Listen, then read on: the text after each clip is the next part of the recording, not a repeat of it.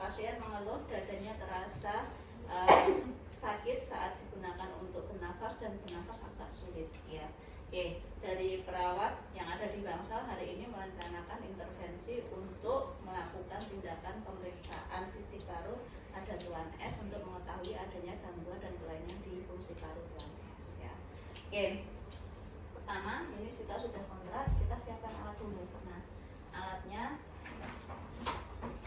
kita butuh handscoon bersih ya, sama ada stetoskop. Oke, sekarang ini sudah pasiennya, kita berinteraksi dulu, komunikasi dengan pasien. Oke, assalamualaikum Bapak, perkenalkan saya perawat Siti ya. Perawat Siti yang pagi ini berjaga dimulai pagi ini dari jam 8 sampai dengan jam 2 siang. Seperti riwayat yang saya baca hari ini Tuan A masuk rumah sakit karena ada keluhan nyeri di dada saat digunakan untuk nafas dan nafas terasa sulit ya Pak ya. Oke, hari ini saya akan mencoba untuk melakukan pemeriksaan fisik pada dada Bapak. Nanti waktunya kurang lebih sekitar 7 sampai dengan 10 menit. Jika ada yang mungkin mau ditanyakan boleh sambil ditanyakan. Nah, sesuai dengan SOP saya mohon izin ini untuk menutup privasi dulu. Tutup privasi ya. Jangan lupa karena nanti kita akan buka area badan ya. Apalagi kalau pasiennya perempuan dan masih muda ya. Ini kalau misalkan bangsalnya barak yang model kelas dulu kan biasanya bareng-bareng ya. Jangan lupa sambilannya ditutup dulu. Kita tutup, habis itu kita dekatkan alat ke pasien. Kelihatan nggak? Saya pakai handscoon.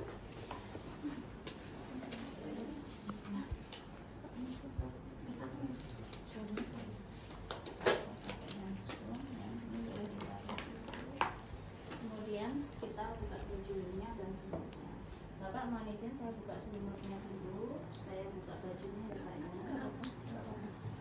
Ini dibuka. Ya.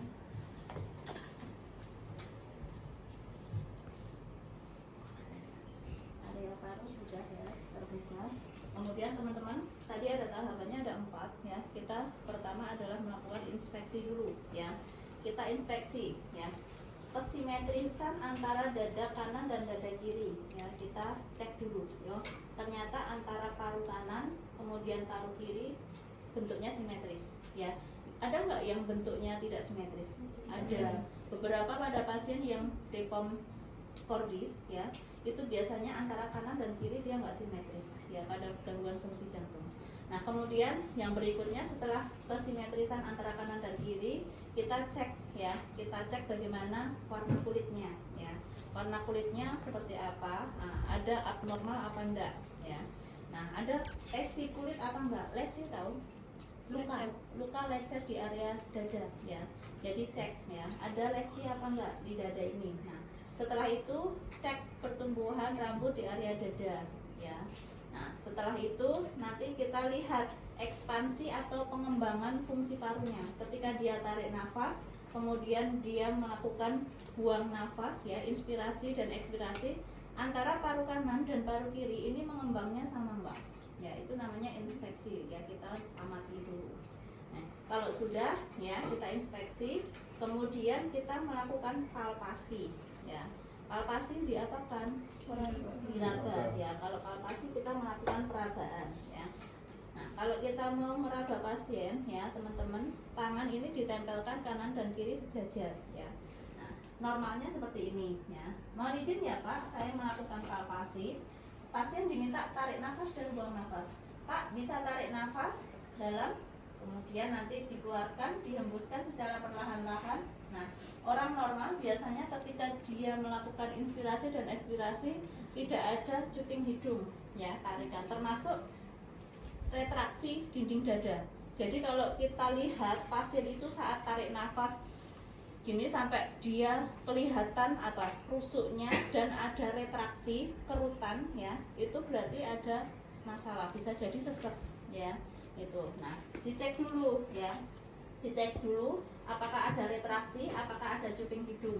Nah setelah diraba, nah kemudian saat perabaan atau palpasi, rasakan ketika paru-paru itu menghembuskan nafas dan inspirasi, itu antara kanan dan kiri ada perbedaan apa enggak ya. Jadi jangan sampai nanti ternyata kalau kita palpasi ada kanan dan kiri berbeda, bisa jadi ini sesuatu. Nah misalkan nih paru kirinya ada cairan atau massa ya, kita kan nggak tahu. Kadang-kadang pasien pasien dia mungkin ya ada gangguan bronkitis ya. Nah kadang-kadang kalau kita lihat ini parunya sudah mengalami apa, banyak bercak ya, banyak bercak sehingga fungsinya untuk mengembang mengalami penurunan. Nah ini ketika kita raba gini biasanya saat inspirasi dan ekspirasi nggak sama gitu. Nah, jadi kita raba dulu, nanti di belakang ya, di punggung ini bisa kita raba juga ya. Nanti pasien diminta untuk menyampaikan angka ya. Misalkan nih saya gini ya, ini yang depan dulu, Pak boleh ucapkan 99. Nah misalkan pakai angka 99. Nah ini getarannya pasti akan terasa ya kan waktu kita seperti ini. Kemudian 88. Nah, 55 misalkan. Nah ini nanti akan ada getaran yang ada di dada ketika kita melakukan palpasi, termasuk nanti di punggung ya, termasuk di punggungnya. Nanti diminta Pak ikuti saya 99 misalkan. Nah, tapi ini pasien kalau misalkan bisa duduk, kita dudukkan, kita tempelkan tangan kita. Nah, ini kalau untuk pantung. Kemudian yang berikutnya setelah inspeksi, kemudian palpasi, ada perkusi ya.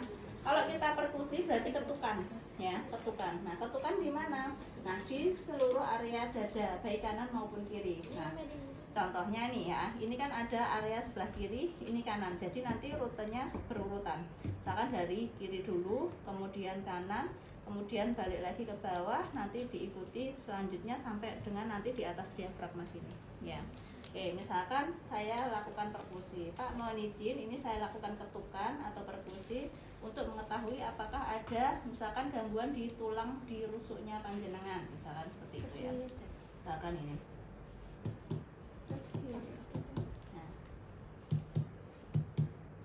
Nah, kita geser. Misalkan nanti di sini koknya agak redup, kok di sini nyaring. Nah, berarti kan kalau redup itu biasanya ada cairan atau ada massa di dalamnya gitu ya. Entah itu nanti jaringan sel yang membesar misalkan pada CA paru. Nah, CA paru itu kan ada pertumbuhan sel yang dia metastasenya cepat ya, membesar gitu. Nah, biasanya suaranya berbeda. Nah, oh, ini ternyata suaranya normal misalkan. Kalau normal apa berarti? Vesikuler. Ya, jadi suara paru normal itu vesikuler. Oh, ini nggak ada cairan, nggak ada massa di dalamnya. Kemudian nggak ada apa? Krepitasi. Krepitasi itu yang kretek-kretek. Kalau kita misalkan kalau orang ada patah di tulang rusuk, ketika kita gini ketuk gini suaranya pasti beda ya, dan dia sakit atau nyeri ketika kita ketuk gini ya. Jadi kalau misalkan aduh nggak sakit, misalkan korban kecelakaan, kita lakukan perkusi kok nggak sakit gitu, berarti bisa jadi nanti ada sesuatu, entah itu patah atau dislokasi, tulangnya bergeser. Nah nanti bisa disarankan untuk dilakukan ronsen ya, untuk melihat di dalamnya. Nah ini semua kita lakukan ya, perkusi sudah. Ketika nanti sudah selesai, kita lanjutkan dengan yang berikutnya apa? Auskultasi ya, auskultasi teman-teman. Nanti jangan lupa, ini baru ya? Baru nggak? Jangan lupa. Baru ya. Sempit banget. Baru tapi kan. Skin aja dari dalam aja. Oke. Ya. Oke. Kalau masih baru masih peka banget. Ya sebelum kita melakukan auskultasi, teman-teman ini bisa kita ini dulu hangatkan dulu ya. Nah, kita perabaan gini, kemudian baru kita lakukan auskultasi ya. Ini sih ya Pak, saya cek dulu untuk suaranya paru. Nah, ini ya. Oke, kemudian bergeser. Sambil sarik nafas ya Pak ya. Misalkan pasiennya kan dia kadang-kadang kalau nafas kan suka apa? Sesak gitu kan. Nah, ketika kita auskultasi, pasien diminta tarik nafas, kemudian dihembuskan perlahan. Tarik nafas Bapak, oke, dihembuskan ya Pak, pelan-pelan. Nah sambil kita amati, ketika dia nafas itu pasiennya satu, ada nyeri nggak, kesulitan nggak saat nafas, ini ada cuping hidung nggak, ini ada retraksi dinding dada nggak, ya, kita cek. Oke Pak, lanjut Pak, tarik nafas lagi, oke, tarik nafas dalam, ya, hembuskan pelan-pelan ya Pak ya. Jadi di semua area dada ini harus kita pastikan nanti sudah terdengar suara di masing-masing area. Misalkan yang di sini kok kita lakukan auskultasi, oh suaranya ini masih normal, ini masih normal. Kok di sini kok redup? Oh ternyata apa? Kemungkinan ada dahak. ya, ada dahak yang menumpuk karena ini pasien TB kan tadi, kemungkinan ada dahak yang menumpuk yang nanti bisa kita anjurkan untuk dilakukan apa? Suction tahu, disedot ya, disedot untuk sekretnya biar bisa keluar. Alatnya sudah pernah lihat? Kayak ada tabung ini, kemudian pakai selang dimasukkan, nanti hidupkan mesinnya ini untuk nyedot. Ya, jadi biasanya pasien-pasien yang TB, bronkitis itu dia kan susah untuk mengeluarkan dahak dan sudah sampai bertumpuk-tumpuk dan akhirnya pasien jadi gangguan jalan nafas, sesek. Nah, kalau kita raba kayak gini ya, kemudian kita lakukan auskultasi, biasanya suaranya lebih redup ya, karena ada tadi sekret ya, tumpukan dahak. Nah, oh ternyata di sini ini apa namanya, suaranya tidak normal, nah, agak redup. Yang di sini normal, vesikuler ya. Berarti nanti kita lakukan, salah satunya indikasinya adalah dengan melakukan suction ya, untuk membebaskan jalan nafas pasien dari tumpukan sekret tadi. Oke Bapak, ini saya sudah selesai untuk melakukan pemeriksaan fisik paru Bapak, di mana ini Bapak tadi saya lihat waktu Bapak bernafas ada sedikit tarikan di dinding dada atau retraksi, kemudian ada tarikan di cuping hidung juga, kemudian di suara parunya agak sedikit redup ya Bapak. Nah, nanti mohon izin setelah ini mungkin akan ada tindakan lanjutan, yaitu untuk suction ya. Tujuannya adalah untuk mengeluarkan dahaknya panjenengan biar tidak menyumbat saluran pernafasan dan Bapak bisa bernafas. A few moments later. CRT tahu? Capillary Review Time. Teman-teman pernah ini? Pernah. Nah, ini tujuannya adalah untuk mengetahui kembalinya apa? Waktu kembalinya darah kapiler. Ya, jadi berapa detik? Normalnya berapa? Kurang dari 3 detik normalnya ya. Nah, tapi pada pasien-pasien yang dia mengalami gangguan biasanya lebih ya. Misalkan ini ya, kita cek ya pada pemeriksaan CRT teman-teman. Sama prosesnya, nanti teman-teman pertama pakai handscoon dulu ya, berinteraksi sama ya kayak tadi. Kemudian nanti teman-teman ya, ketika nanti teman-teman ketemu pasien, misalkan nih pasien yang sering kita lakukan CRT apa? Pasien anemi, tahu anemi? Nah, pasien anemi kan biasanya pucat ya, kemudian HB-nya rendah. Nah, biasanya kita cek ya berapa sih capillary refill time-nya. Nah, untuk memastikan dia perlu transfusi apa enggak. Nah, kita cek dulu, misalkan ini ada 2 ekstremitas ya, atas dan bawah.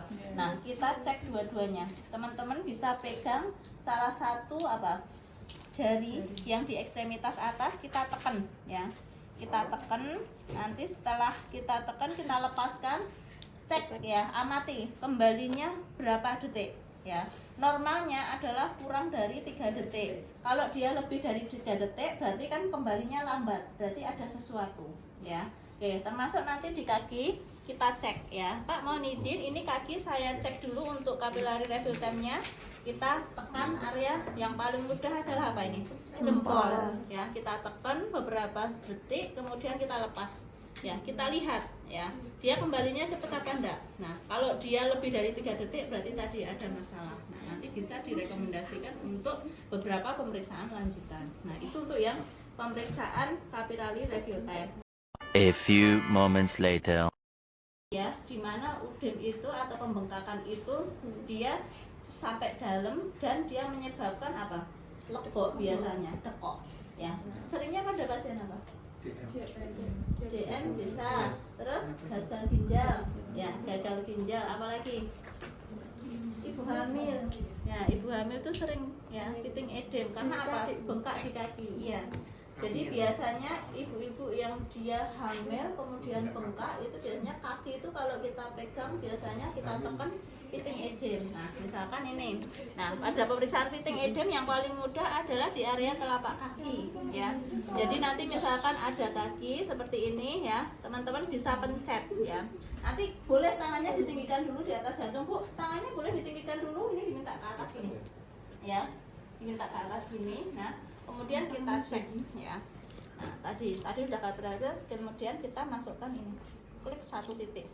Oh, ternyata kok dekok sampai 5 detik belum balik ya. Orang normal ketika kita pencet langsung balik, ya kan? Tapi kalau orang yang nggak normal, misalkan tadi pada orang-orang DM, pada ibu hamil yang dia trimester atas atau trimester 3, tapi dia mungkin ada gangguan, ya, termasuk nanti pada pasien gagal ginjalnya, kita tekan gini, pasti nanti dia akan kembalinya lama, bisa lebih dari 10 detik. Ya, itu berarti ada gangguan di vaskularisasi darah yang menuju ke ekstremitas bawah, ya. Gitu. Nah, itu untuk pemeriksaan Whiting Eden. Oke teman-teman, terima kasih sudah menonton videonya.